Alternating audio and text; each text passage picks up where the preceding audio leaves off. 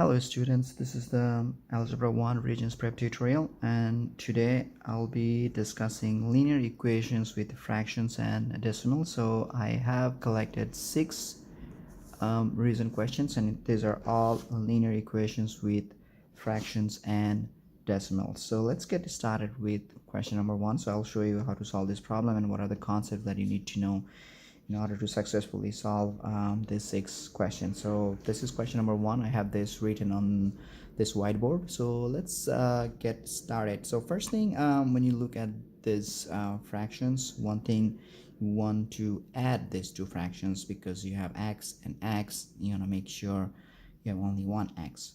Okay, so how do you add these two fractions? So first thing, can you add these two fractions? So here you can see the denominators are different. So if the denominators are not the same, that means you cannot add them. So if you are not sure why is that, so let me give you a quick example. So for example, if you're adding half plus half, can you add this too? You can add this too because the denominators are the same. So if you are adding them, so 2 and 2 is not 4, it's 2, and 1 plus 1 is 2, so 2 over 2 is 1. And think about this, half is actually 0.5 plus 0.5 is 1. So that's why you can actually add fractions if you have the same denominators. So let's look at our question. So you can see we cannot add them because we don't have the same denominator. So how can we make them same? Because in order to add them, we have to make sure they're the same. So the concept is that called LCD, or the least common denominators. So how do we do that? So let's look at the first denominator, which is 5, and we're trying to find the multiples of 5. So 5 times 1 is 5, 5 times 2 is 10, 5 times 3 is 15, 5 times 4 is 20. So let's stop here. What about 2? So now the second one is 2, so let's find some multiples of 2. So 2 times 1 is 2, 2 times 2 is 4, then 6, then 8, then 10.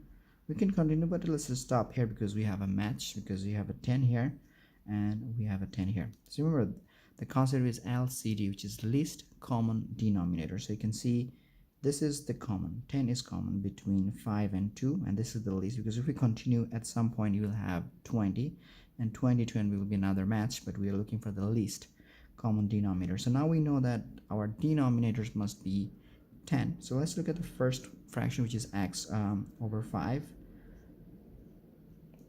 So remember, we have to make this 10. So how can we make this 10? We have to multiply with 2 over 2. Remember, if you're multiplying 5 times 2, we also need to multiply x by 2 because we have to make sure they're equivalent. So to do that, we will have 2 times x, which is 2x, and this is 10. So this is our first fractions. The next one, we have x over 2. So remember, the least LCD, this is 10. So we have to make sure this is 10. So this time we have to multiply with 5 because 2 times 5 is 10. Okay, so 5 over 5. So this will give you 5x. And this is 10. So now we have the two new fractions, which is 2x 10, and we are adding 5x 10. So now if you remember this half plus half, that means we can add this 2. So if we are adding this 2, remember this is not going to be 20, this is just 10. So 2x and 5x, oh, I forgot the other side, which is 14. This is equal to 14. So 2x plus 5x, that will be 7x divided by 10 equal 14. Okay, so now what should I do? So here's another concept that you need to know, which is the cross multiply. I think I already know what is cross multiply. So let me show you that. So you have 7x 10 equal 14. So if you're doing cross multiply, remember this is not 14. This is actually 14 divided by 1. Okay, so this is easy for us to see the cross multiply. So if you're doing cross multiply, you're doing this. Okay, so 7x will be multiplied with 1 and 10 will be multiplied with 14. So 7x times 1 will be 7x. Okay, and 10 times 14 will be 140. Okay, so now look at the operation between 7 and x, which is 7 times x. So if it's multiplied, we have to do the opposite, which is divided by 7, and then we have x equal 20. 140 divided by 7 is 20, so my x is 20. Okay, so there are the two concepts you need to know in order to successfully solve linear equation with fractions and decimals, LCD, and then another concept is cross multiply. So we will see these two concepts later on when you are going to solve the other questions. So we solved one.